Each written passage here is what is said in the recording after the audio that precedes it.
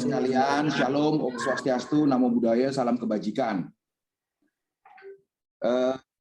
Selamat siang kepada seluruh rekan-rekan, adik-adik saya yang sedang melaksanakan pendidikan di Sekolah Teknik Tinggi Angkatan Laut, STTAL, dan syukur Alhamdulillah saya pada siang hari ini diberi kepercayaan untuk memberikan mata kuliah tentang strategi operasi militer, yang mana di dalam pelaksanaan kegiatannya nanti akan dilaksanakan selama 2 SKS atau di semester 2 ini.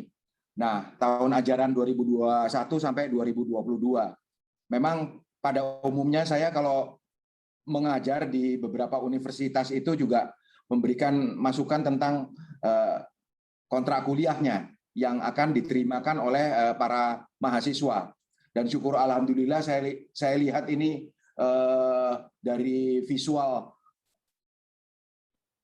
webnya ini atau webinarnya ini sangat baik dan kelihatannya cerah-cerah semua, tapi jangan sampai kepalanya botak nanti kebanyakan belajar.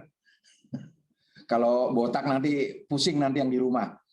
Dan syukur Alhamdulillah juga bahwa kegiatan pelaksanaan yang akan saya laksanakan siang ini nanti juga akan ada yang meneruskan di STTAL. Namun saya akan bacakan sebentar tentang kontrak kuliah yang akan saya laksanakan, yaitu program S2 Analisis Sistem dan Riset Operasi. Mata kuliahnya Strategi Operasi Militer. Sedangkan kode mata kuliahnya Astro 017. Alhamdulillah nomornya 17, jadi ada kaitannya sama 17 Agustus. Dan standar kompetensi yang diharapkan yaitu setelah mengikuti perkuliahan atau mata kuliah yang saudara-saudara lakukan, ini diharapkan mampu menjadi dasar-dasar strategi yang berkaitan dengan kegiatan perencanaan, mulai dari perencanaan, jadi dari zero terus ke perencanaan, terutama nanti yang di S2 ini sudah mengaplikasikan bagaimana di dalam perencanaan itu ada pengelolaan yang sangat signifikan hasilnya. Kalau teori Weber tentang masalah strategi silakan dipelajari sendiri. Nah, teori Weber itu memberikan masukan bahwa kita tidak terlepas dari kungkungan organisasi atau hal-hal yang berkaitan dengan masalah organisasi. Nah, oleh karena itu mulai dari merencanakan, mengelola dan mengevaluasi strategi dan operasi untuk ya tentunya achievement dalam kegiatan operasi militer atau dalam pertempuran ataupun yang lebih besar lagi dalam peperangan. Mungkin bisa ditampilkan untuk kontrak kuliahnya ini. Belum masuk situ, Mas. Ya, semester 2 tahun ajaran 2021 dan 2022. Namun sebelum saya masuk ke tujuan, saya akan memperkenalkan diri. Kalau nggak memperkenalkan diri kelihatannya nggak afdol. Jadi nama saya Didit Herdiawan. Saya pendidikan mulai dari taruna, perwira, pertama, perwira menengah, sampai perwira tinggi saya lakukan. Ya secara umum saya mengikuti pendidikan jenjang, mulai dari di Kelapa 1 atau di Spespa, di Kelapa 2, Sesko saya di Inggris, di Stevenham, waktu itu belum di Stevenham tapi masih di Bracknell. 1 tahun 8 bulan pada saat itu karena saya melaksanakan Joint Command and Staff Course di Inggris. Selanjutnya dilanjutkan Sesko TNI. Setelah Sesko TNI saya mengikuti pendidikan ataupun kursus singkat Lemhanas bersama-sama dengan Pak Tito Karnavian, Pak Ediwan Prabowo, Pak Agus Sutomo, dan lain-lain sebagainya, yang dari Angkatan Laut, Pak Ade Supandi, Pak Toto Permanto, Liting senior semua, banyaknya. Nah, di sini selesai, saya terus sambil melaksanakan kedinasan. Untuk penempatan jabatan, ya mulai dari letda di kapal sampai letnan kolonel, jadi komandan satuan, selanjutnya sampai ADC, sampai dan Guspurla, Kasarma, Pangkolin Lamil, Pangarmabar, Asop Kasal, Wakasal, Wagub Lemhanas, Kasum TNI, dan Irjen. Untuk mengajar saya alhamdulillah dipercaya juga sama teman-teman di luar, mulai dari di Tadulako, terus di Gorontalo sana, terus di Unhas, terus di UNER, IPB, ITB, dan beberapa universitas lainnya yang sudah saya UGM pernah saya ikuti untuk melaksanakan kegiatan pengajaran. Terlepas dari itu semua, alhamdulillah saya bisa melanjutkan kegiatan-kegiatan di luar TNI AL dan di luar kedinasan. Saat ini saya berdinas di Asisten Khusus Menteri Pertahanan bersama-sama dengan Bapak Letjen Safri Samsudin, Bapak Letnan Jenderal Hotma Pangraja Panjaitan, bersama-sama dengan Maijen Kairawan dan Marsda Bonar Utagaul, menjadi asisten khusus Menteri Pertahanan bidang Matra Laut kalau saya. Lanjut, untuk kegiatan yang saya laksanakan sekarang ini, yaitu bertujuan membekali mahasiswa dalam menggunakan strategi, ini strategi nulisnya agak keliru, metode mengaplikasikan kedalaman permasalahan sistem operasional di lapangan. Tentunya rekan-rekan juga banyak sudah mengerti tentang masalah strategi, dan pada saat S1 juga diajarkan tentang teori klasik dan teori modern tentang strategi. Ini juga banyak sekali literaturnya, mulai dari yang berkaitan dengan masalah strategi umum maupun strategi yang berkaitan dengan masalah militer. Mulai dari yang tertua mungkin kita pernah dengar namanya Sun Tzu, terus diteruskan yang terbaru Atemahan, Ken, terus Roger, dan lain sebagainya, turunan-turunan strategi yang memang mengkaitkan tentang masalah kegiatan peperangan. Sedangkan contoh-contoh aplikasi dalam studi kasus kecil ini membutuhkan beberapa kegiatan kelompok yang bisa di exercise. Nah, ini diharapkan teman-teman yang di S2 ini sudah tidak mempelajari teori yang secara klasik, harus apa itu strategi, siapa yang pelaksana strategi, dan bagaimana ya tidak, tapi mengaplikasikan strategi itu dapat dilakukan. Jadi di dalam backmind itu strategi merupakan semacam interface atau semacam aplikator untuk bisa dilaksanakan. Sehingga di sini diharapkan tujuan tentang merancang, menerapkan, mengelola, dan mengevaluasi serta menganalisis strategi ini bisa terlaksana. Tentunya dengan prasyarat model-model yang telah dilaksanakan mulai dari perang zaman medieval era sampai dengan perang zaman modern. Tentunya pada saat zaman medieval era itu faktor dalam tanda kutip teknologi berbeda sekali. Yang pertama, faktor environment juga sangat berbeda sekali. Faktor sosial juga sangat berbeda sekali. Faktor policy juga atau politik yang ada kaitannya dengan policy juga berbeda. Sehingga masih memanfaatkan energi pada saat itu. Tapi energi pun masih bisa berbeda dengan kondisi hari ini. Mungkin kalau pernah mendengar pestle teori yang ada kaitannya dengan politik, ekonomik, sosial, teknologi, dan environment serta lingkungan, ini sangat berkaitan dengan strategi ke depan, kira-kira begitu. Nah, teorinya ini bisa diturunkan bermacam-macam. Mungkin dari sekian banyak prasyarat yang harus bisa mendukung kegiatan pertempuran ataupun olayuda, tentunya ada batasan-batasan. Tidak bisa dalam arti kata free untuk bisa kita lakukan.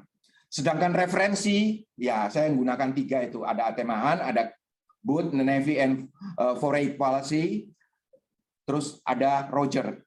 Tapi itu semua tidak harus baku 3, Tapi pada saat penulisan atau pada saat perencanaan bisa dikembangkan dengan referensi-referensi lainnya.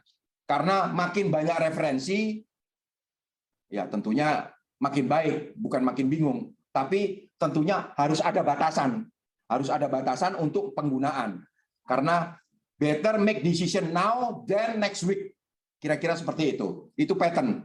Nah, dengan kondisi seperti itu, maka kita perlu memberikan masukan-masukan tentang masalah penggunaan strategi itu sendiri.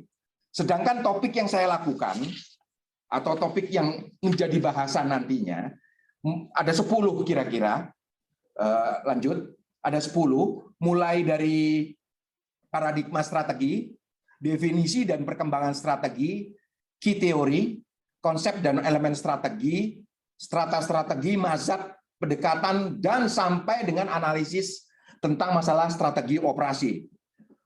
Saya belum masuk ke bagian dalam ya, tapi di dalam pelaksanaan kegiatan mencakup 10 topik tersebut, itu paling tidak sudah masuk ke dalam teorinya semua.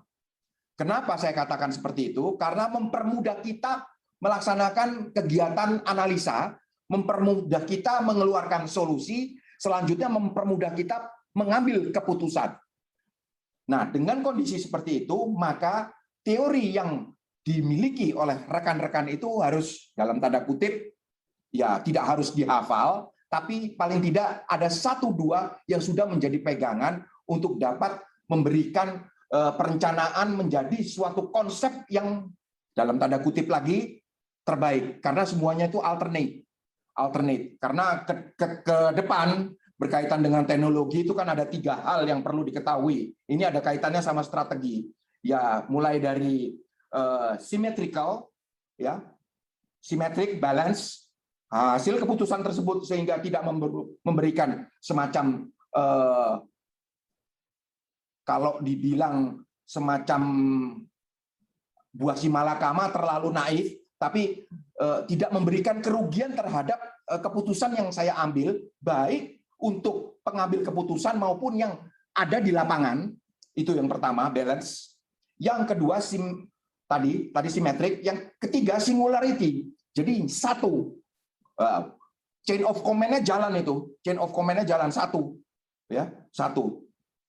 Nah, dengan kondisi singularity ini, maka single decision dari pimpinan tertinggi. Ini kan kita bicara militer ya, agak sedikit masuk satu garis. Enggak, kalau sudah diputuskan masih ngeroyeng di belakang begini.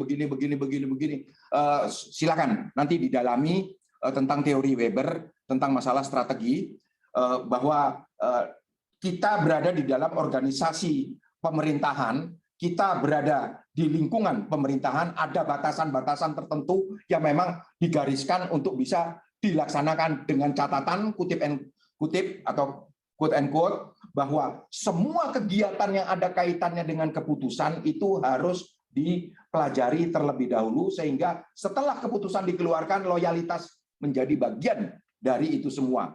Berarti tipis dong Pak antara loyal dan tidak memberikan masukan. Boleh, dengan catatan bahwa menerima masukan itu menjadi bagian dari kesimpulan untuk menjadi database kita kalau ada kekeliruan dalam pelaksanaan kegiatan pengambilan keputusan menjalankan strategi yang dimaksud.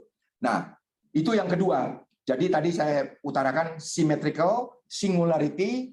Nah, satu lagi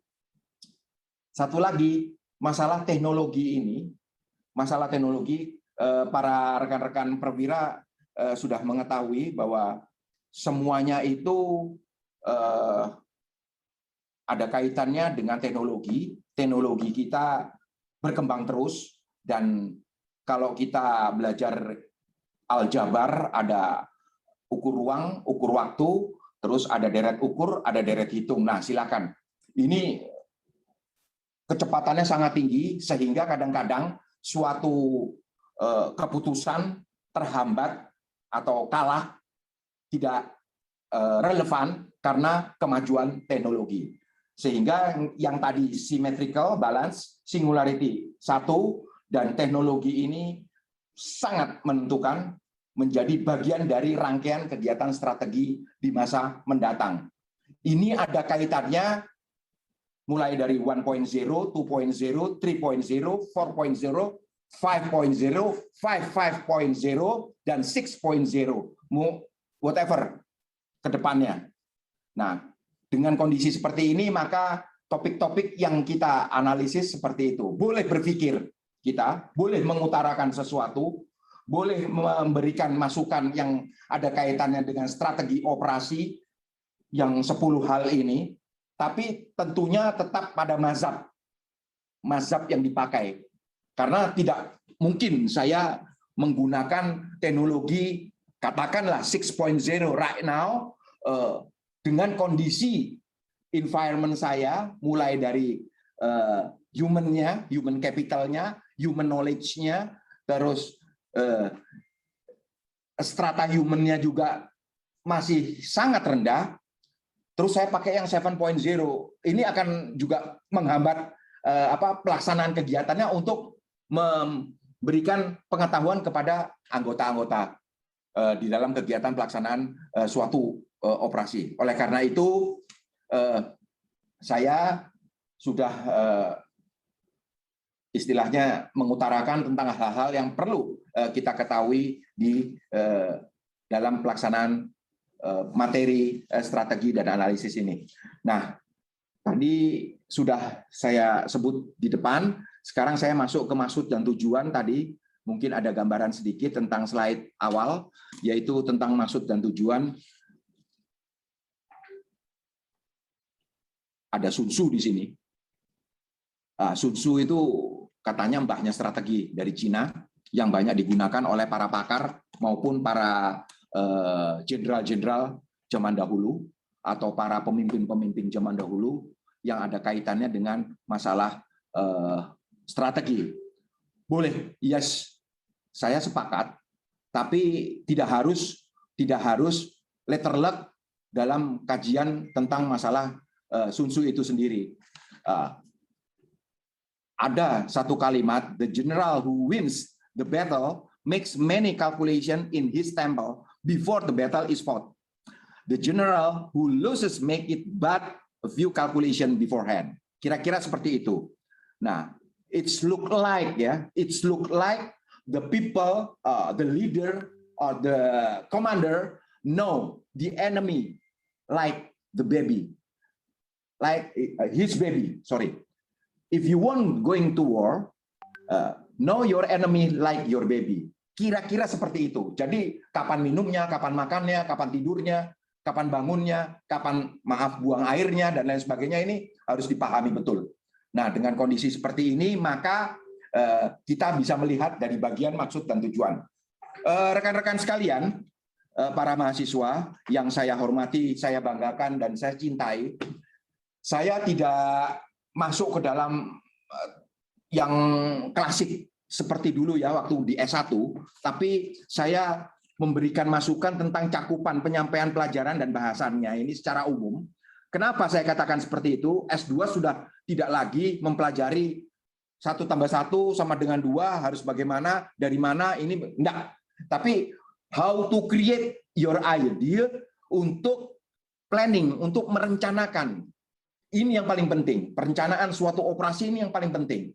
Operasi macam-macam ya, operasi macam-macam. Ya, ada yang perang, ada yang bisnis, ada yang melakukan kegiatan sesuatu untuk kepentingan negara. Wah, layernya banyak. Nah, oleh karena itu, hal-hal yang berkaitan dengan paradigma strategi sampai dengan perumusan strategi itu sendiri, itu bisa digunakan. Apa langkah-langkahnya ataupun parameter-parameternya. Kalau kita belajar tentang masalah teori banyak. Nah, justru itu key teorinya ya atau teori kuncinya itu harus betul atau harus sesuai atau harus mendekati. Tidak 100%, nggak mungkin karena harus ditunjang dengan teori yang lain.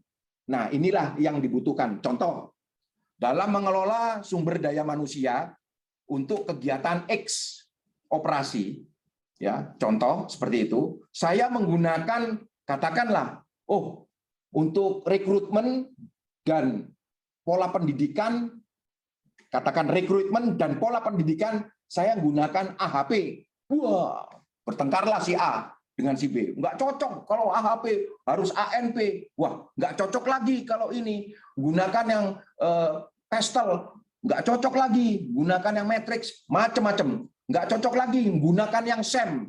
Nah, inilah banyak teori-teori yang bisa dimasukkan. Teori itu tidak 100% betul, tidak 100% akurat, maka ditunjang oleh teori yang lainnya untuk mendukung. Contoh, matematik zaman dulu kita menggunakan matematik klasik. Sekarang sudah ada kuantum matematik yang memang sudah ada zaman dulu, cuma dikembangkan untuk kuantum matematik ini bisa ditingkatkan menjadi lebih baik untuk bisa gunakan sampai ke mungkin bukan 4D lagi, 5D, 6D, bahkan 36D di dalam kuantum matematik. 36 dimensi. Nah, ini strategi ini. Seperti apa? Apakah cocok atau tidak? Kira-kira seperti itu. Nah, cakupan-cakupan penyampaian materi ajaran dan bahasannya itu harus diperbincangkan. Makin banyak berbicara untuk bertukar pikiran tentang masalah strategi, akan keluar dia buah pikirnya yang menjadi lebih baik. Biasakan 2-3 orang bicara atau diskusi tentang masalah strategi. Jangan merasa bahwa saya yang benar, you yang benar, ini yang benar. Enggak, coba diequalkan dulu, disimetrikan, dibalanskan. Sehingga terjadi keputusan, terjadi solusi yang singular. Atau bahasa singular itu ya single, satu. Ya, komprehensif, kalau di Lemhanas itu komprehensif, integral, dan holistik tuh. Bulat keputusan itu. Nah, inilah cakupan penyampaian pelajaran dan bahasan saya. Sedangkan langkah lanjut mengenai strategi, teori, dan lain sebagainya, tadi saya sudah mungkin halaman 3, Mas, atau halaman 4. Halaman 3 atau halaman 4. Tentang masalah strategi, teori, conceptual toolkits, analyze strategic problems. Ini ada beberapa pemikiran yang mana untuk mempelajari suatu strategi, kita harus lewat sini, lewat sini, lewat sini. Tidak bisa jump up. Dengan adanya teknologi jump up. Ya, sehingga membuahkan suatu keputusan yang cepat. Pattern tadi kalau dipakai bisa. Ya. Better make decision right now than next week. Kira-kira seperti itu. Pattern halaman belakang itu. Saya sudah loncat di belakang, nggak apa-apa. Terus saja ini. Ini Helmut van Moult ini menceritakan tentang atau memberikan pandangan tentang strategi. Lanjut, saya sudah lewatkan tadi halaman kedua. Saya sekarang masuk halaman keempat, di mana kita mempelajari teori, yaitu betul ini. Yes. Berikutnya, halaman berikutnya. Iya. Nah. To learn how to think strategically. Biasakan berpikir strategik. Karena begitu berpikir strategik, ada teori di belakang kita, di back mind kita yang kita gunakan. Otomatis. Ya. Talamus, ya, talamus, saya katakan talamus itu otak kecil. Talamus itu didesain seperti itu. Yang desain siapa? Kalau percaya Allah Subhanahu wa Ta'ala, ya Allah Subhanahu wa Ta'ala yang desain seperti itu. Nah, teorinya ada yang paling mudah sampai yang paling rumit. Kira-kira seperti itu. How to learn-nya? Ya belajar, baca, dan lain sebagainya. Kembali lagi. Nah, kadang-kadang ini quote and quote juga itu di bawahnya itu ada Karl von Clausewitz. Teori-teori yang digunakan itu tidak memperbincangkan masalah law and order itu enggak, atau prinsip-prinsip yang mengatur tentang masalah hukum dan lain sebagainya, norma-normanya itu tidak, tapi dia hanya exact mengatakan seperti matematik 1 + 1 sama dengan 2. Ah, itu kalau bicara tentang masalah ya perbandingan lagi antara kuantitatif sama kualitatif itu harus kembali lagi yang tadi awal tuh ada yang symmetrical. Nah, manakala dibutuhkan yang kuantitatif, pakai. Manakala yang dibutuhkan kualitatif, gunakan itu. Tinggal bobotnya kita gunakan. Nah, itu semua berdasarkan teori. Nah, teori-teori yang ada sekarang ini itu hanya menggambarkan tentang wacana untuk kita melakukan aplikasi strategi. Ya, mengaplikasikan. Karena tidak bisa satu, tidak bisa dua. Nah, kalau sudah diputuskan dalam perencanaan, planning, tahapannya ada, nah itu harus sudah melewati teori tadi. Nggak bisa, tidak bisa dalam arti kata merencanakan without using atau based on reference by theory. Nggak, lolos begitu aja langsung daksek. Tapi kalau dipelajari ada ini, dikebelakangkan atau backward planningnya ada. Teori-teori yang menuntun kegiatan tersebut. Selanjutnya, kami masuk ke dalam paradigma strategi. Sampai sini kira-kira udah oke nggak nih saya bicara nih? Kalau ada yang mau tukar-tukar cerita gitu, ya nggak apa-apa. Monggo.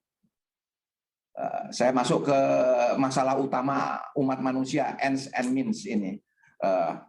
Teori, strategi, end, mean, ya, way, dan lain sebagainya, paradigma strategi, semuanya. Teori konsep ini merupakan parameter. Ya, paradigma strateginya itu sendiri variabel utamanya itu. Ya. Variabel utamanya paradigma. Bisa masalah utama umat manusia menjadi katakanlah variabel utama yang paradigma menjadi variabel laten, tapi harus ada masukan lagi. Bukan paradigma strategis, paradigma yang lain, paradigma lingkungan misalkan, uncontrollable kan itu, nah, kira-kira seperti itu. Paradigma ekonomi, uncontrollable itu, kira-kira begitu. Sehingga bagian utamanya masuk di dalam variabel utamanya masalah umat manusia, end dan mean. Tapi kalau kita lepas itu, kita balik paradigma strateginya menjadi variabel utama, maka paradigma strategi yang ada kaitannya dengan teori, konsep, mulai perang, operasi, strategi, kepentingan politik, power, dan konflik, ini menjadi parameter atau variabel laten yang berubah-berubah bisa digunakan itu. Inilah strategi. Semua bisa dikembangkan. Kalau kita memperbesar COVID-19, itu sebetulnya hampir sama gambar ini. Tinggal yang tadi saya katakan ini harus paripurna, holistik, dan integral. Kira-kira seperti itu. Nah, ini teori ya. What is strategy? Bla bla bla bla bla bla bla sudah dapat kayaknya teman-teman semua. Lanjut. Kira-kira sudah dapat ini. Hasilkan sudut pandang yang jelas, pandangan realistis, dan ini a bridge between policy and operation, the calculated relations among end, ways, and mean. EWM, menghitung keterkaitan antara tujuan akhir, cara, dan sarana. Ya, ini pelajaran S1 ini, pelajaran taruna ini. Tapi ini menjadi bekal kita. Bahwa strategi itu tetap dibutuhkan. Wah, Pak, kalau grand strategi apa lagi nih, Pak? Nah, itu kumpulan dari strategi-strategi yang dilakukan. Ada grand policy-nya lagi, di atasnya lagi. Makanya dalam penyusunan strategi awal tadi, perencanaan, tadi saya sudah utarakan ada teori Weber, itu bisa digunakan. Agak klasik, tapi belum ketinggalan zaman, meskipun dikaitkan dengan Weber, dikaitkan dengan masalah teknologi. Nah, kira-kira seperti itu, ada kaitannya. Grand policy, grand strategi, grand tactic, bla bla bla bla bla bla. Itu penjabarannya semua. Tapi intinya di strateginya itu sendiri, karena masing-masing membuahkan aksi dari perencanaan sampai mengelola dan mengevaluasi. Ini strategi berasal dari bahasa Yunani dan lain sebagainya. Ini sangat sangat teoritis, dan ini pembelajaran pada saat S1, di Taruna juga dapat, di Diklapa juga dapat, Strategi adalah bahasa Yunani strategos, ya, berarti seni pada para jenderal. Ya, ini tadi pattern juga a good plan violently executed now it's better than a perfect plan executed next week. Ya, kira-kira seperti itu pattern. Ya, tapi mungkin ada yang lain di dalam olah Yuda, ada yang lain menentukannya. Tapi kondisi hari ini seperti itu. Teknologi yang digunakan tidak secanggih hari ini. Dulu komputer mungkin kalau sudah pernah ke Puslat Lek Dalsen, di situ ada komputer untuk voting saja. Pada saat itu saya harus menyiapkan waktu lebih kurang 16 jam untuk voting. 256 kilobyte. 12 jam. AC nyala dulu, dingin dulu, baru ruangan sekitar 10 kali 20 meter itu sudah dingin, baru saya on-kan untuk booting. Untuk booting melakukan kegiatan loading. Nah, loadingnya bukan pakai disk, tapi pakai reel. Reel-reelnya ini mungkin 256 kilobyte itu besarnya sama kira-kira 30 kali 40 cm, dimasukkan, ditutup. 12 jam. Sehingga komputer berjalan. Kalau hari ini ukurannya cuman pakai HP. Nah, kecil banget. Kalau dulu butuh satu ruangan besar, tahun 87,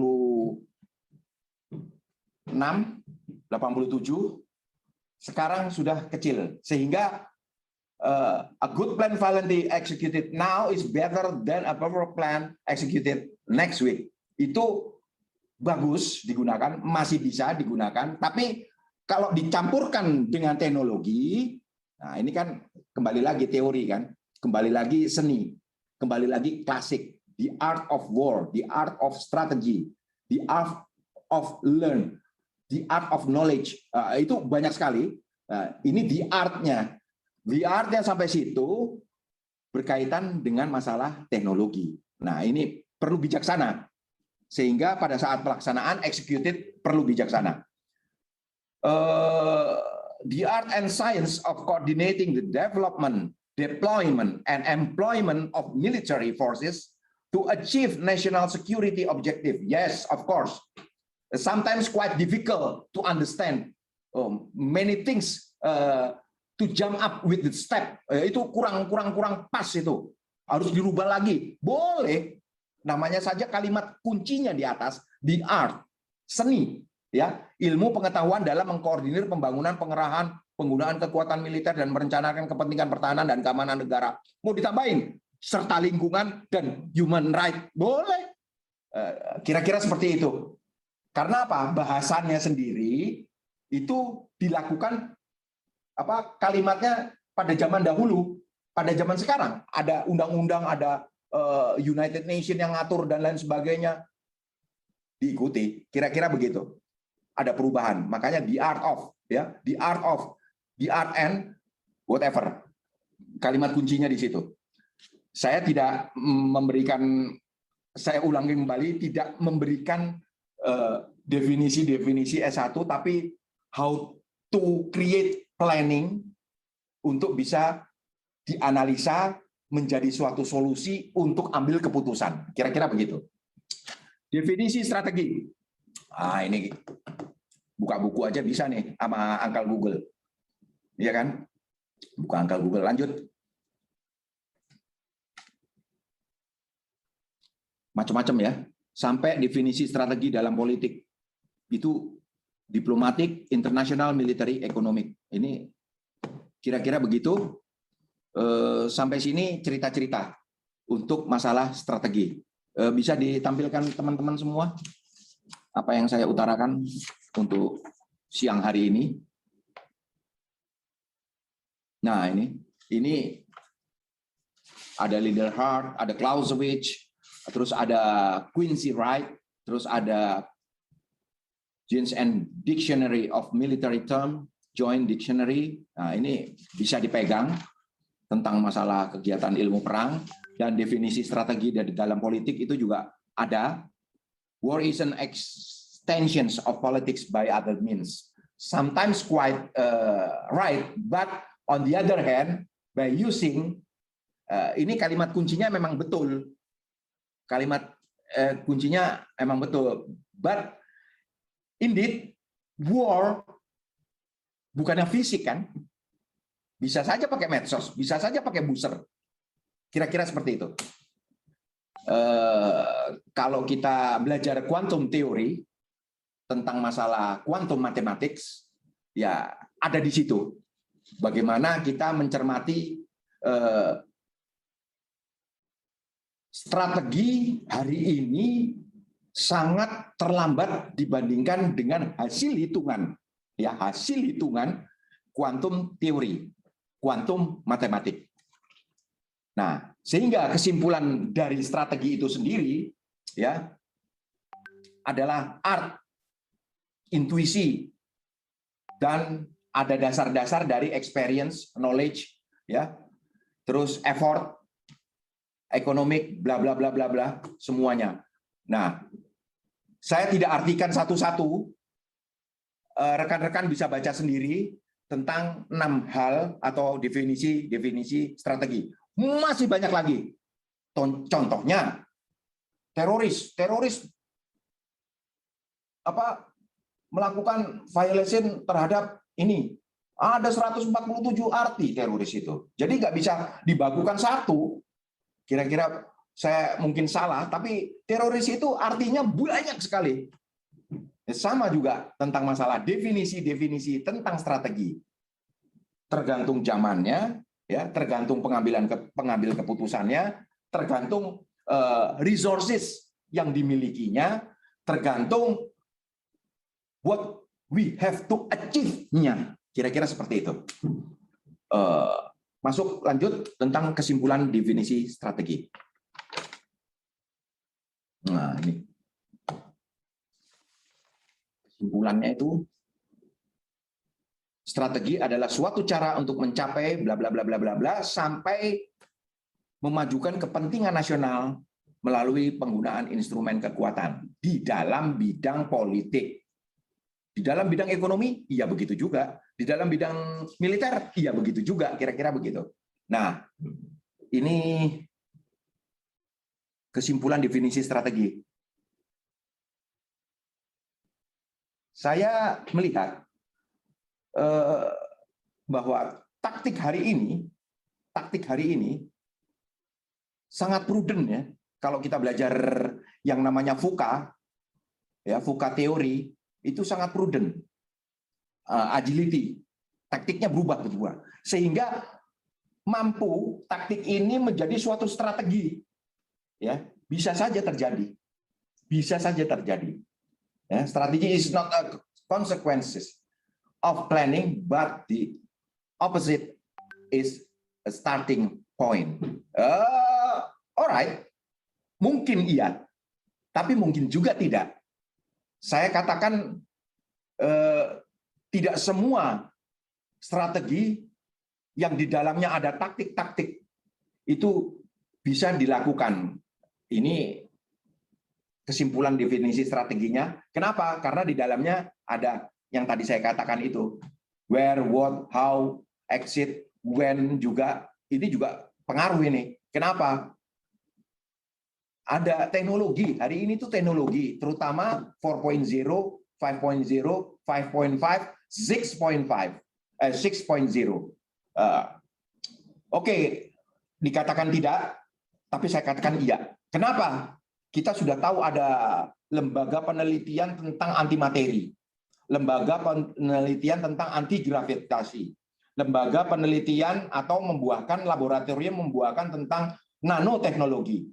Terus ada peneliti-peneliti di NASA, di CERN, di DARPA, ya, itu melakukan suatu kajian yang ada kaitannya dengan teori matematik, yang teori klasik, teori matematik modern, teori matematik pasca modern, quantum mathematics, jadi quantum teori. Ada yang 2D, 3D, 4D, sampai 36D. Nah, ini the essence of strategy, ya, bisa where, what, how, exit, tapi bisa juga ditambahkan lagi nanti di essence-nya.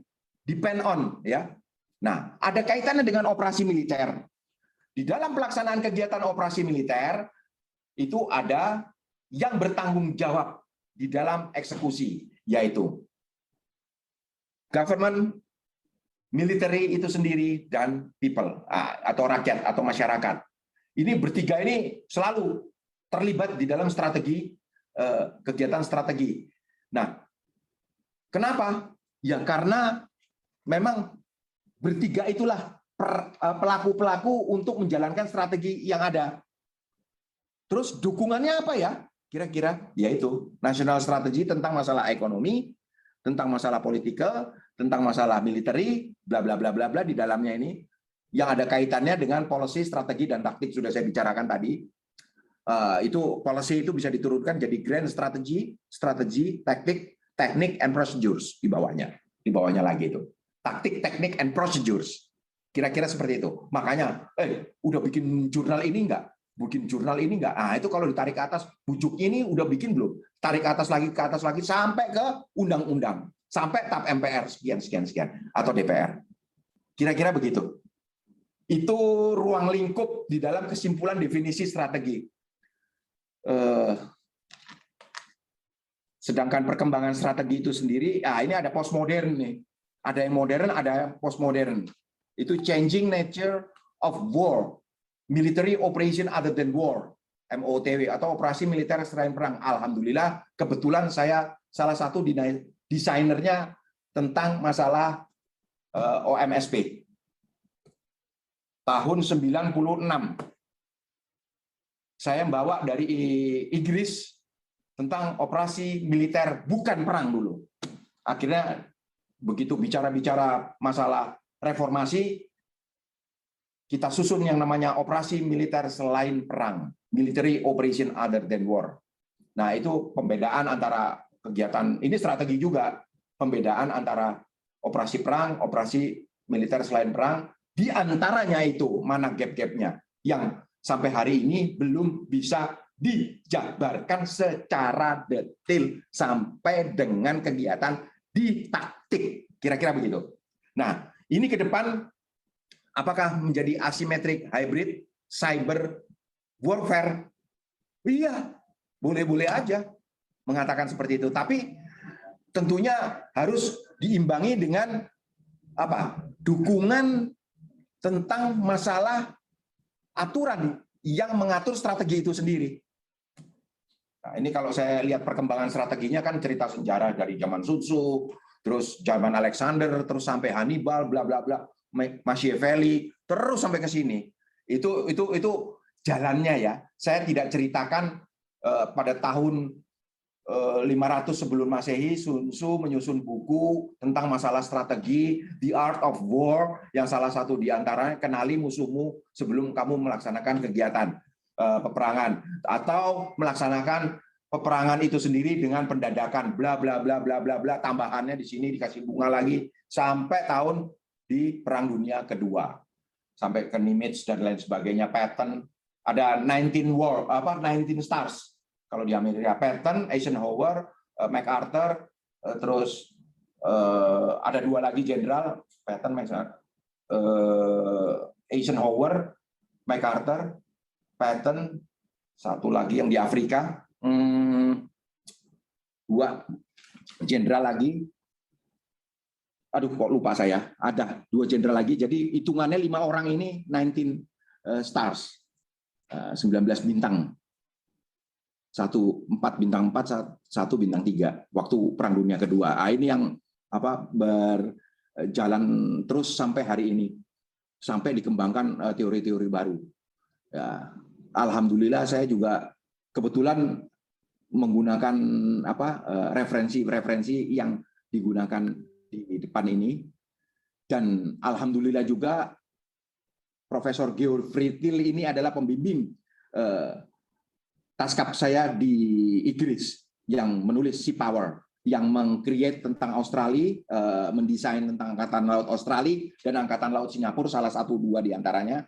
Dan kebetulan pada saat peluncuran Sea Power Indonesia, saya sebagai Wakasal, dan salah satunya adalah saya juga membantu tim untuk menulis itu.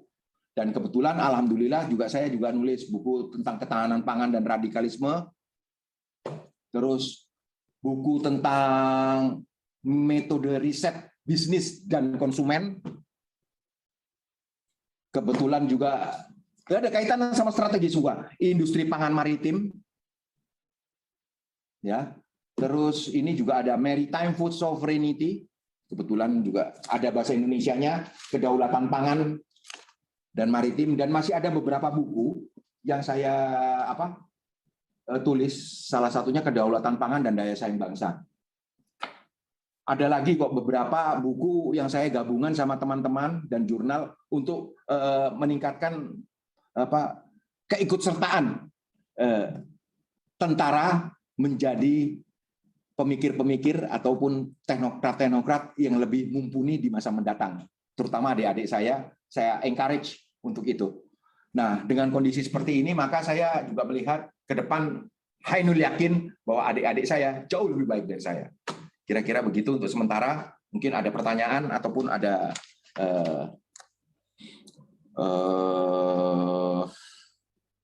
sharing pendapat. Monggo. Ya, Mjin, Bapak. Terima kasih. Ya. Assalamualaikum warahmatullahi wabarakatuh, Mjin. Salam. Ya, dilihatin semua aja, slide-nya tutup aja dulu. Siap, izin diri. Kami Mayer Helmi, Mjin, dari S2 Astro 8. Izin mungkin bisa dikatakan sharing juga bertanya, Mjin. Kami tertarik dengan art yang disampaikan Bapak tadi tentang Sun Tzu, Mjin. Itu kan ada, kalau kami pernah baca itu ada 101 atau 101 intisari dari yang di pernyataan Sun Tzu sendiri. Kami pernah, salah satu hal yang kami garis bawahi itu salah satu yaitu kecepatan adalah inti perang, yang dihargai dalam perang adalah kemenangan yang cepat, bukan operasi militer berkepanjangan. Nah, di sini mungkin mohon maaf dulunya, kami mengetahui bahwa berapa kali Indonesia melaksanakan istilahnya operasi militer untuk menanggulangi seperti, mohon maaf, contohnya GAM. Itu kan menurut kami di situ kan ada pelaksanaan DOM waktu itu di Aceh, yaitu daerah operasi militer diterapkan di sana. Itu kami lihat itu sangat lama juga. Terus mungkin mohon maaf sekarang ini terjadi juga di Papua. Ya. Nah, terus lagi kami melihat keluar negeri dulu yang dilaksanakan oleh Amerika Serikat dan sekutunya mungkin seperti di Irak dan istilahnya bagian-bagian Timur Tengah dan sebagainya. Nah, khusus hal seperti ini, mohon maaf Bapak, apakah dengan yang disampaikan Susu tadi bahwa sebenarnya adalah kecepatan, ya, bukan operasi militer berkepanjangan untuk menyelesaikan masalah yang ada, apakah memang ada kaitannya, mohon maaf, mungkin ada sesuatu hal di balik itu kalau memang diperlukan operasi militer berkepanjangan, padahal sebenarnya kalau menurut teori yang disampaikan Susu dari intisari yang kami tanyakan tadi, sebenarnya memang betul yang disampaikan kecepatan untuk penyelesaian masalah. Kembali lagi, apakah memang ada dengan, mohon maaf, unsur kesengajaan yang memang diterapkan di situ atau bagaimana, Bapak? Mungkin demikian saja pertanyaan dari kami. Terima kasih, Bapak. Ya, good questions. Tadi kembali ke depan bahwa strategi itu ada politik, ya, policy, politik, militer, dan people. Kita nggak tahu nih di politik nih. Ingat, tentara bermain politik nggak? Tidak, jawabannya itu. Kuncinya itu aja. Lah kalau tidak bermain politik, tentara sebagai alat. Alat siapa? Alat negara, bukan alat eksekutif, bukan alat yudikatif. Ya, bukan alat pemerintah. Nah, yang eksekutif. Ya, tapi alat negara. Nah, kita nggak tahu kondisi itu. Kita nggak tahu kondisi itu. Berapa persen yang kita tahu? Mungkin bocor, leak ya. Begitu leak, dari 100%, harus ngambil, harus ini. Di bawah tangan kita tahu nggak? Nggak tahu, Pak. Nah, itu yang harus kita tahu. Tapi Amerika pun juga kecolongan. Nggak pernah Amerika berhasil, ayo, mana ada perang Amerika berhasil kecuali Perang Dunia Kedua. Setelah Perang Dunia Kedua, Vietnam, Myanmar, Afghanistan, Suriah, dan lain sebagainya, hengkang semua dia. Ya kan? Nah, Kita kan nggak tahu quote and quote-nya ini. Dia spend money di situ atau buying di situ. Oke, kalau dia buying di situ, buying apa? Oh, ada minyak. Oh, ada tambang yang memang belum digali lagi. Wah, enggak, bukan itu. Persentase sekarang. Makanya menggunakan teori persentasenya, dihitung lagi macam-macam teori, mulai dari AHP, ANP, pakai yang sekarang baru ya, pakai Pentels ya, pakai Pentels atau menggunakan Pentels kan kualitatif ya. Menggunakan angka-angka, menggunakan SEM boleh juga ya. Dihitung lagi.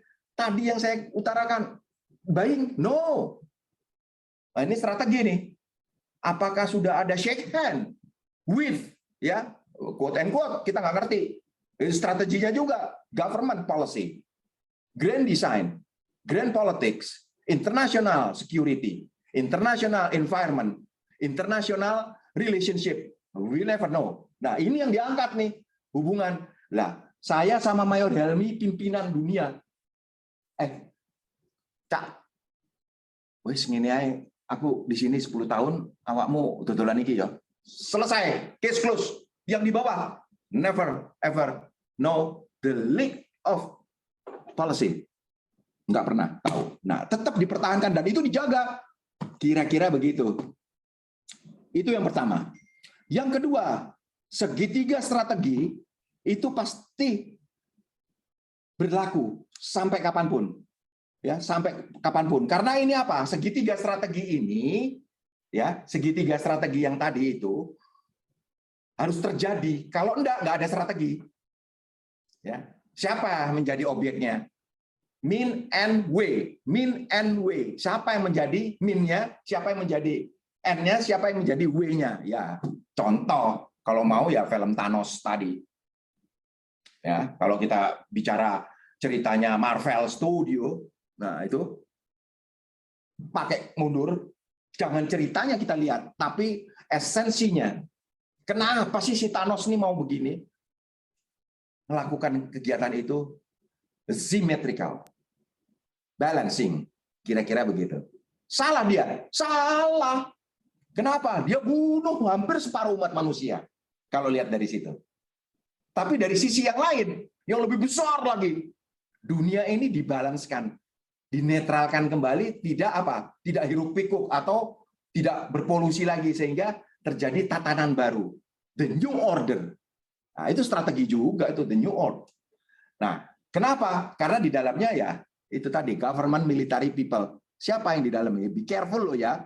Saya bilang teman-teman semua yang di STTL, be careful. Itu masalah strategi sangat erat sekali dengan teknologi. Ya, be careful. Jadi pahami betul teknologi-teknologi yang ada. Kita belum pakai ya. Mungkin STTL tahu. Saya malah bertanya kembali sekarang. Kita kan belum pakai yang namanya laser ya sebagai alat untuk persenjataan. Belum kan? Menggunakan laser nembak tuh belum kan? Baik yang personal maupun yang ada di kapal ataupun pesawat belum. Nah, satu.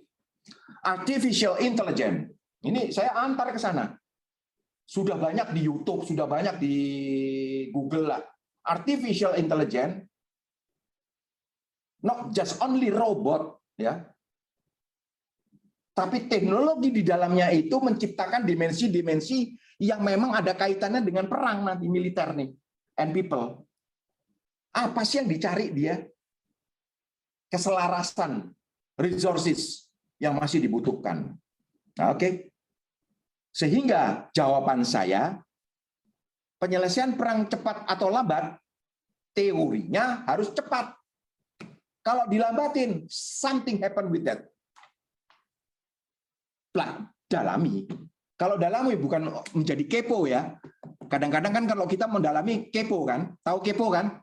Without any reverence. We talking about katanya ini, katanya ini, katanya ini. No, never ever. Kalau adik-adik saya di STTL jangan pernah menggunakan katanya ini, katanya ini. Pakai referensi. Kenapa? Disinilah dasar kita memajukan pikiran kita. Talamus itu diberikan kekuatan untuk menguasai dunia. Trust me. Kenapa? Karena teknologi di dalam pencapaian pemikiran, kalau menggunakan referensi jauh lebih akurat. Trust me. Udah. 99% lah. Enggak, saya nggak mau 100% miliknya yang pencipta. Kalau itu digunakan, itu mampu untuk memberikan segitiga yang di depan saya ini, ya, segitiga strategi, itu bergulir cepat. Mau dilambatin bisa juga, tapi makanya kembali lagi hukum. Ini saya bawa ini Pestel, ya, Pestel teori, ya, silakan dipelajari itu baru. Kalau memang mau didalami analisis Pestel, itu ada kasih kaitannya memasukkan ke dalam strategi itu. Ada kaitannya sama esensnya. Kira-kira begitu. Delmi dari saya jawabannya. Siap. Yeah. Mungkin saya nge-break 1 menit sebentar karena harus ini tuh belakang.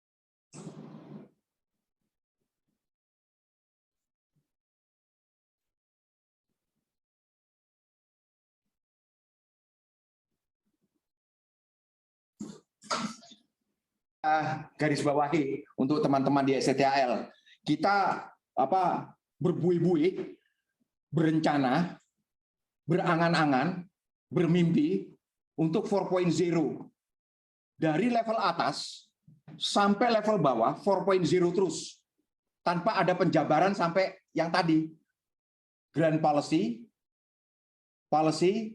grand strategi, terus taktik, teknik, procedures, taktik, teknik, and procedures. Ini nggak ada. Mau perangnya pakai itu aja nggak ada. Aturan yang ngatur. Penjabarannya itu aja nggak ada. Gitu loh.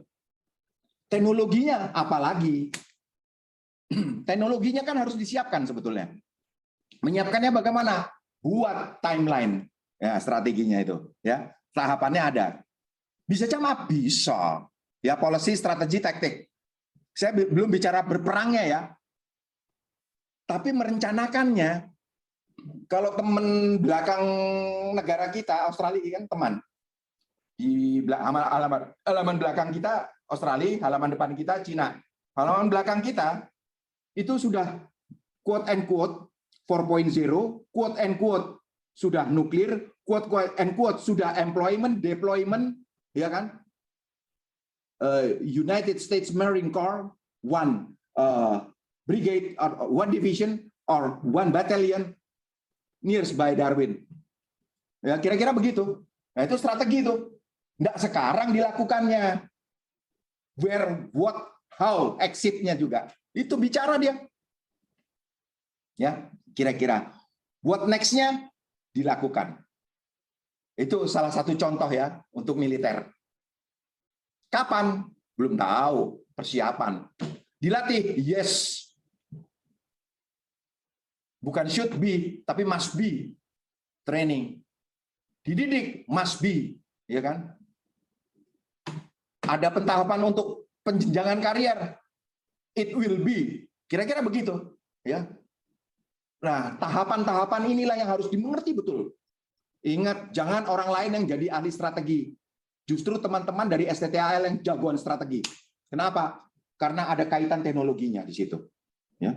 Kaitan taktik. Sudah pernah praktek di lapangan, sekarang tinggal praktek di buku, sudah pernah dilakukan, S1-nya, S2-nya, sudah akan diaplikasikan, direncanakan, disolving. Nah ini, tahapan-tahapan ini sudah harus didalami. Dan harus berani bicara. Ya maaf ya, alhamdulillah saya masih diberikan kepercayaan, mendampingi Menteri Pertahanan untuk bisa membangun kekuatan TNI. Saya katakan, Pak, kalau kita pakai generasi 4 lagi ya tertinggal, Pak. Untuk Angkatan Laut. Kenapa? Kalau bisa yang 5,5 atau 6. Pada saat ini dipakai jadi barangnya 5 tahun lagi, ini nggak ketinggalan masih. Kira-kira begitu. Itu salah satu strategi. Taktiknya gimana? Iya, hubungan ke Angkatan Laut, hubungan ke Kementerian BUMN, hubungan ke Kementerian Keuangan, kira-kira begitu. Untuk apa didukung? Dari saya itu sementara. Mungkin kita lanjut lagi nanti ke depan, bisa ada tambahan lagi. Tidak harus habis hari ini kan, bisa ada tambahan kan? Iya, ada lagi pertanyaan sebelum. Siap, izin Bapak. Oke. Siap, izin. Terima kasih izin Bapak atas kesempatannya. Sebelumnya kami izin memperkenalkan diri, kami Kapten Laut Inyoman Astawa Yasa, izin kami alumni AL56, kami mahasiswa Astro Angkatan 9, izin Bapak. Ya. Oh, ada 8, ada 9 ya ini ya. Siap, izin. Oke, monggo, silakan. Menyimak tadi materinya sangat menarik menurut kami, izin. Ini mungkin sesuai dengan slogan kami bilang civis pacem para belum. Ya. Atau jika mendambakan suatu perdamaian maka bersiap-siaplah untuk berperang. Kurang lebih mungkin begitu, izin Bapak. Setuju. Kami mungkin ada sedikit yang pendapat berbeda. Mungkin nanti akan di posisi terakhir kami akan ada sedikit pertanyaan. Menurut kami, bukankah kesiapan suatu perang justru meningkatkan persaingan persenjataan yang tidak berujung dengan tingkat pembiayaan yang mega besar menurut kami. Dan pada akhirnya persaingan pengembangan teknologi persenjataan tersebut justru menjadi permasalahan baru bagi dunia, di mana saat ini dunia, terus terang kami pribadi ketakutan bagaimana kalau seandainya perang itu terjadi. Dengan melihat teknologi, dulu nuklir saja, dulu bom atom saya sudah menghancurkan sedemikian parahnya. Dengan zaman sekarang, dengan perkembangan nuklir, kalau saja terjadi perang, bagaimana dunia ini? Apa tidak kiamat? Menurut kami ini mungkin pendapat pribadi mungkin. Terus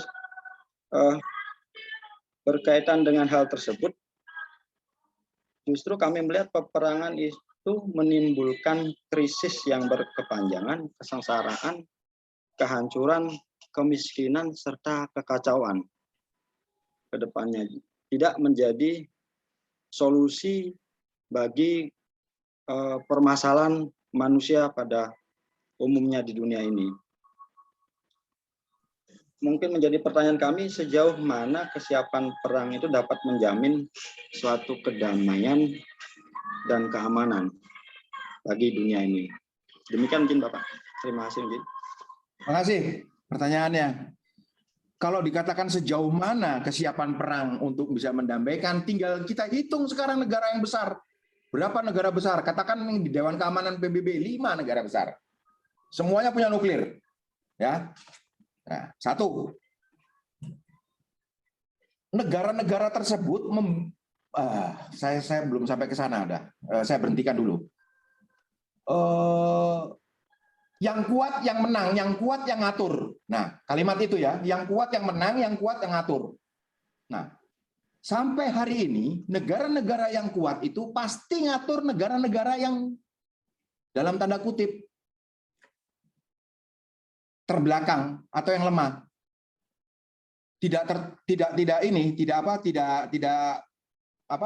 Tidak dinafikan lagi hal tersebut terjadi.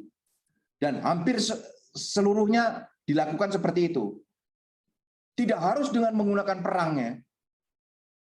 Kan perang ya civis pacem para belum ya, tapi perang merupakan jalan terakhir kan kalau di dalam undang-undang kita kan untuk menjaga sovereignty lah, kehormatan kita. Ingat ya, nuklir itu pada saat Perang Dunia Kedua dipakai ya FAT ya, nuklir fatman apa yang dijatuhkan di Nagasaki dan Hiroshima itu yang terakhir itu untuk kemanusiaan. Jadi dihabiskan di situ. Kalau enggak memang Amerika sudah kalah. Kalau enggak kondisi hari ini enggak seperti ini sekarang. Karena begini, pertanyaannya itu sejauh mana kesiapan perang dapat memberikan kedamaian di dunia. Ingat bahwa kedamaian di dunia itu dilihat dari persepsi negara-negara maju, negara-negara miskin, setengah miskin, atau negara-negara yang sudah hampir maju. Itu harus dilihat dulu. Kalimat itu bisa dipelajari. Satu, kan ada hubungan bilateral, hubungan trilateral, katakan hubungan regional, hubungan multinasional, internasional, whatever lah yang besar. Nah, dari situ kalau diturunkan ke dalam kegiatan peperangan, saya juga nggak mau rugi kok. Katakan Nyoman sekarang jadi Presiden Republik Indonesia, berandai-andai ini ya. Rakyatnya udah baik, udah semua begini-begini. Tahu-tahu ada negara yang lebih besar lagi, nantangin, dalam tanda kutip nantanginnya nggak langsung, tapi direcokin ini, direcokin ini, direcokin ini. Berani perang, ngambil keputusan? No, belum tentu. Karena apa? Hitungan di kepalanya Nyoman bahwa kegiatan yang saya lakukan bila mana saya melaksanakan kegiatan perang ini akan menimbulkan korban demikian banyak. Satu. Jumlah penduduk saya nggak banyak, hanya 100 juta. Mereka 500 juta, 600 juta. Habislah. Kalau 100 juta saya dibantai, habis. Orangnya dia 100 juta juga habis, atau 200 juta. Masih sisa 300 juta. 300 juta mungkin bisa migrasi ke tempat saya. Belum tentu. Ya. Ini tolong. Makanya, questions and answers itu harus relevan. Yang ketiga, sekarang, sudah tahukah kita bahwa world resources ya untuk pertambangan, energi, pangan dan lain sebagainya itu mengalami penurunan. Kalau itu mengalami penurunan terus, penduduknya kawin 1 laki 5 istri, 4 istri, wanae akeh ya, tambah banyak, penduduknya jumlahnya banyak. Dan saya pernah berikan kuliah ini di ITB bahwa akan terjadi krisis pangan kalau tidak ada, sebelum COVID saya berikan, kalau tidak ada pembatasan kelahiran atau pernormalisasian negara-negara berkembang untuk jumlah penduduknya tidak bertambah. Karena kalau tidak, ini tahun 2030 2030 itu bisa 12 miliar. Nah, dengan kondisi seperti itu, kalau sudah 12 miliar, bumi mampu memfeeding nggak sekarang? Kalau nggak mampu memfeeding, apapun yang dilakukan, tidak ada terobosan teknologi, tidak bisa menjembatani tentang masalah pertambahan atau peledakan jumlah penduduk. Wah, saya lakukan perang. Negara-negara besar baru mengeluarkan ini. Bisa menormalisasikan jumlah penduduk. Menormalkan jumlah penduduk. Makanya tadi dari awal saya katakan ada singularity, ada simetri dulu, singularity, dan ada teknologi. Ini harus betul-betul, ini bagian dari strategi ke depan. Strategi ke depan, please. Dan itu jabarkan kalau bisa. Di teman-temannya STAL itu jabarkan teknologinya itu. Seperti apa? Pikirkan itu. Strategic thinking-nya, terobosannya. Masa kalah sama anak Muhammadiyah? Maaf nih, saya ngomong Universitas Muhammadiyah. Masa kalah?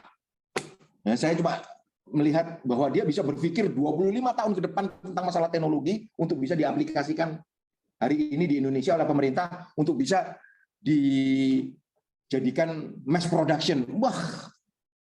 Nah, itu yang kayak gitu-gitu itu ya, yang saya encourage untuk bisa. Sejauh mana kesiapan kita untuk bertempur? Kalau sejauh mana ya, maaf kata ini. Makanya pembangunan kekuatan itu harus konsisten. 1, menggunakan teknologi yang termaju. 2, bisa dibuat sendiri, buat sendiri. 3. Ke depan, keempat, gunakan teman-teman di luar, negara-negara sahabat untuk bisa membantu menciptakan teknologi-teknologi baru. Saya itu kesiapan bertempur, ya tinggal anggarannya. Ujung-ujungnya duit. Ujung-ujungnya duit. Mau pinjem. Siapa yang mau minjemin? Beli alat perang. Wong punya duit aja mau beli alat perang nggak dikasih kok. Kira-kira begitu. Ya, ini sebagai gambaran. Punya duit, saya punya duit. Pak Nyoman, saya mau beli pesawat terbang merek ini. Nggak bisa, Pak. Ini punya aliansi saya. Selesai loh. Mau ngomong apa? Mau buat. Sampai kuda gigit besi juga susah. Mau ngebuat. Wong, manusia saya nggak mampu untuk bangun. Pabrik nggak punya. Kira-kira begitu. Nah, inilah yang ke depan. Strategi apa yang dibutuhkan? Ya, kuasai teknologi. Teknologi. Pelajari itu yang saya ngomong tadi. Itu tentang kuantum matematik, kuantum teori, kuantum teknologi, terus masalah dimensi 4.0 sampai 6.0, jabarkan dari grand policy, politik, terus grand strategi, taktik, terus sampai prosedur. Itu kuasai. Apa yang bisa memberikan dampak? Kira-kira begitu. Nggak usah perang, Pak, hari gini. Ngapain saya ngerahkan 2.500 pasukan tempur saya ke X area? Saya lempar aja drone, selesai. Saya lepas tuh drone, saya ledakkan di atas semua. Perak! Kuman-kuman yang nano itu kecil-kecil berterbangan. Selesai loh. Nah, makanya menciptakan, kalau gitu kan bisa dijatuhin itu. Bisa. Pakai apa? Pakai teknologi yang baru, frekuensi. Frekuensi yang bagaimana? Kita pakai hujan deras. Panggil pawang, wow, 2 hari dikasih duit, kasih rokok, nggak bisa lagi. Wah, ada teknologinya, pakai pesawat terbang, buat TMC, cacot, wah kena tembak juga, jatuh. Iya kan? Pakai yang roket, kena juga. Wah, ada yang baru nih. Ada yang baru. Hari ini, mungkin minggu depan saya terima itu orangnya. Bahwa membuat teknologi modifikasi cuaca tidak menggunakan pesawat, tidak menggunakan roket, tidak menggunakan flare, tapi menggunakan frekuensi. Tinggal nembak, angin awan biru ditembak 3 jam langsung hujan jatuh. Kalau mau perang pakai itu juga bisa. Kira-kira begitu. Ya. Bola kaki kan tahu ya, bola basket itu bisa menjatuhkan dari atas es. Seperti itu. Nggak perlu lagi tentara. Ya perlu tetap tentara. Untuk pendudukan siapa nanti yang duduki? Kira-kira begitu. Penyiapannya seperti apa? Ya, siapkan diri sebaik mungkin untuk bisa menyiapkan tim work. Ya, nggak bisa sendiri, nggak bisa. Yakin, Hainul yakin. Tim work. Karena tim work itu memberikan apa? Lompatan jauh lebih tinggi dibanding one man show. Oke, dari saya itu. Terima kasih, Mjin, Bapak. Begitu. Ya, Hus, mana nih Hus? Adi.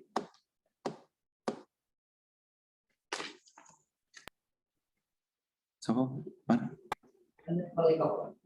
Let call Eko ada nggak? Kok?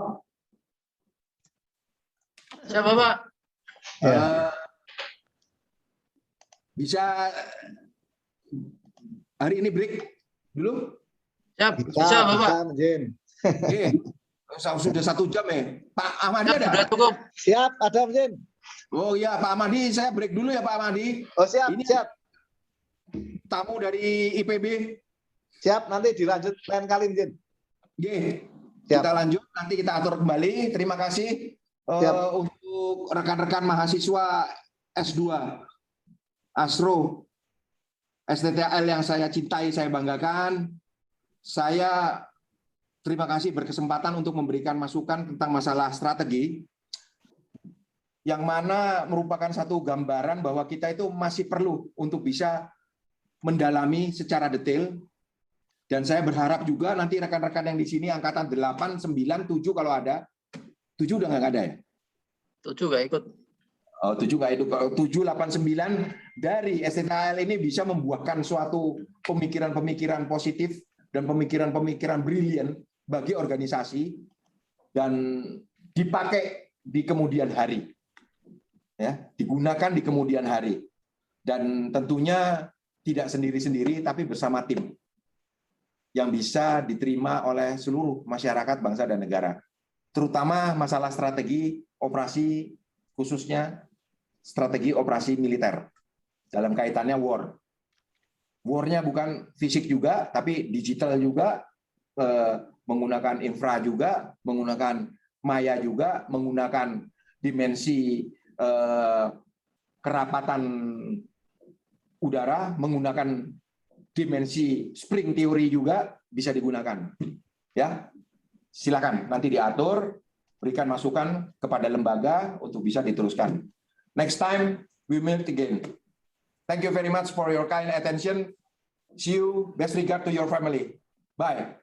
Selamat siang. Assalamualaikum warahmatullahi wabarakatuh. Waalaikumsalam warahmatullahi wabarakatuh. Assalamualaikum warahmatullahi wabarakatuh. Saya leaving ya.